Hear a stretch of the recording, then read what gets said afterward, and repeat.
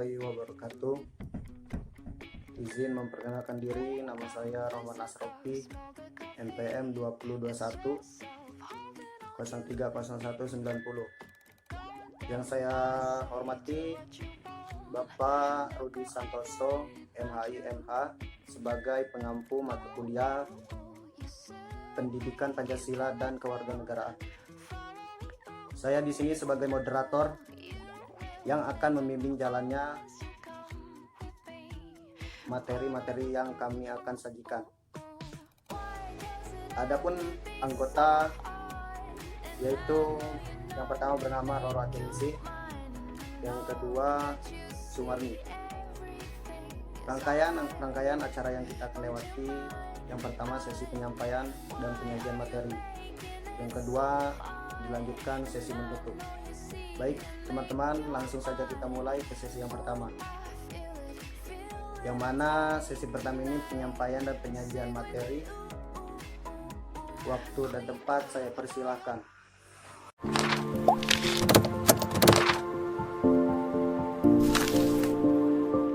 Assalamualaikum warahmatullahi wabarakatuh. Nama saya Sumarni, NPM 2021030218.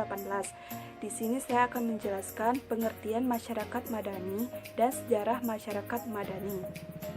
Pengertian masyarakat madani. Wacana civil society ini merupakan produk sejarah dan lahir di masyarakat barat modern. Ia muncul bersamaan dengan proses modernisasi, terutama pada saat terjadi transformasi dari masyarakat feodal menuju masyarakat barat modern.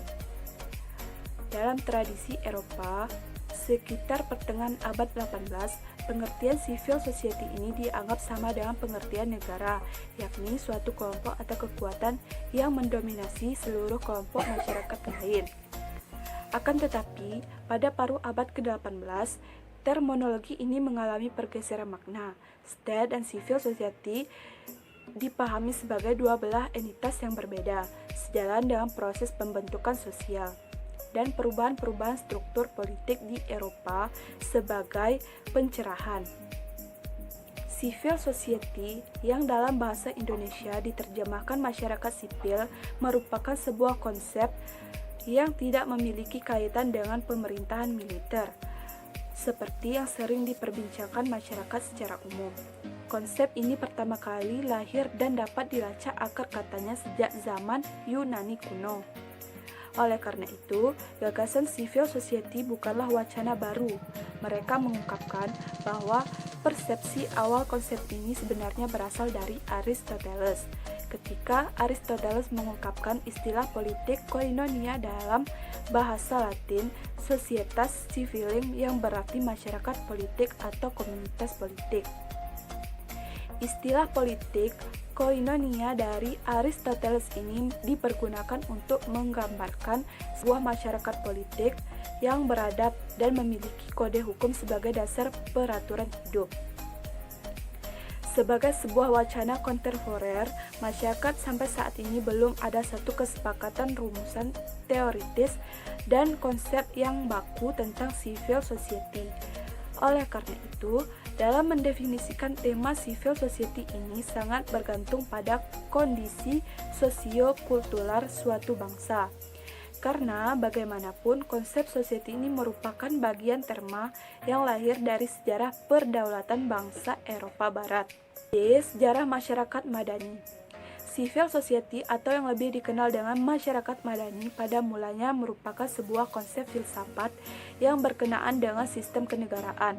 Secara historis, konsep ini bermula dari pemikiran Aristoteles yang kemudian dikembangkan oleh Marcus Tullius Cicero, seorang filosof Romawi kuno. Beberapa filsuf dan pemikiran sosial politik sejak abad ke-17 sampai sekarang telah mengembangkan civil society menjadi sebuah konsep penting dalam ilmu sosial dan politik. Pemikiran tentang civil society dalam ilmu sosial ini mulai merak dibahas setelah Perang Dunia II, terutama dalam dekade 50 sampai 80-an. Pada abad ke-20 muncul berbagai gerakan masyarakat yang tidak percaya lagi kepada upaya pemerintahan untuk menjamin dan membangun masyarakat yang bebas, maju, dan makmur. Pada abad ke-20 ini pula, istilah civil society secara konseptual dikembangkan dari pengalaman era pencerahan Eropa Barat pada abad ke-1, yaitu pada masa munculnya kembali Eropa Timur pada dewasa 1980-an sebagai jawaban terhadap negara dengan sistem partai sosialis yang otoriter yang kemudian dapat dijatuhkan. Assalamualaikum warahmatullahi wabarakatuh. Perkenalkan, nama saya Rora Atiningsi, NPM 2021-030183. Akan menjelaskan tentang karakteristik masyarakat madani dan masyarakat madani di Indonesia. Karakteristik masyarakat madani. 1. Free public sphere. Yang dimaksud dengan free public sphere adalah ruang publik yang bebas sebagai sarana dalam mengemukakan pendapat. Lebih lanjut dikatakan bahwa ruang publik secara teoristis bisa diartikan sebagai wilayah di mana masyarakat sebagai warga negara memiliki akses penuh terhadap setiap kegiatan publik. Warga negara berhak melakukan kegiatan secara merdeka dalam menyampaikan pendapat, berserikat, berkumpul, serta mempublikasikan informasi kepada publik. 2. Demokratis. Demokratis adalah salah satu entitas yang menjadi penegak wacana civil society, di mana dalam menjalani kehidupan, warga negara memiliki kebebasan penuh untuk menjalankan aktivitas kesehariannya, termasuk dalam berinteraksi dengan lingkungannya. Demokratis berarti masyarakat dapat berlaku santun dalam pola hubungan interaksi dengan masyarakat sekitarnya, dengan tidak mempertimbangkan suku, ras, dan agama. Ketiga, toleran. Toleran merupakan sikap yang dikembangkan dalam civil society untuk mewujudkan sikap yang saling menghargai dan menghormati aktivitas yang dilakukan orang lain.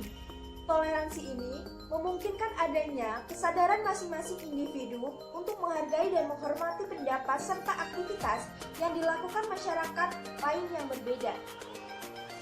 4. Pluralisme. Menurut Nurcholish Madjid, konsep pluralisme ini merupakan prasyarat bagi tegaknya civil society. Pluralisme menurutnya adalah pertalian kebinekaan dalam ikatan-ikatan keadaban. Pluralisme menurutnya juga suatu keharusan bagi keselamatan umat manusia, antara lain melalui mekanisme pengawasan dan pengimbangan. 5. Keadilan sosial atau social justice. Keadilan dimaksudkan untuk menyebutkan keseimbangan dan pembagian yang proporsional terhadap hak dan kewajiban warga negara yang mencakup seluruh aspek kehidupan. Hal ini memungkinkan tidak adanya monopoli dan pemusatan salah satu aspek kehidupan pada satu kelompok masyarakat. Masyarakat madani di Indonesia. Mengenai kemungkinan berkembangnya civil society atau masyarakat madani di Indonesia, diawali dengan kasus-kasus pelanggaran hak asasi manusia untuk mengemukakan pendapat di muka umum. Kemudian dilanjutkan dengan munculnya berbagai lembaga-lembaga non-pemerintah yang mempunyai kekuatan dan bagian dari sosial kontrol. Selain banyak terjadinya pengambilan alih hak tanah rakyat oleh penguasa dengan alasan pembangunan, juga merupakan bagian dari penyelewengan dan penindasan hak asasi manusia, karena hak atas tanah yang secara sah dimiliki oleh rakyat dipaksa dan diambil oleh penguasa hanya karena alasan pembangunan yang sebenarnya bersifat semu. Melihat itu semua, maka esensial Indonesia memang membutuhkan pemberdayaan dan penguatan masyarakat secara komprehensif, memiliki wawasan dan kesadaran demokrasi yang baik serta mampu menjunjung tinggi nilai-nilai hak asasi manusia. Untuk itu, maka diperlukan pengembangan civil society dengan menerapkan strategi pemberdayaan sekaligus agar proses pembinaan dan pemberdayaan itu mencapai hasil secara optimal. Demikian tadi presentasi kelompok kami. Mari kita mengucapkan lafal hamdalah. Alhamdulillah. Saya sebagai moderator mohon maaf atas kekurangannya dari kata-kata. Saya sebagai moderator saya mohon maaf dan terima kasih untuk perhatiannya. Saya akhiri. Wassalamualaikum warahmatullahi wabarakatuh.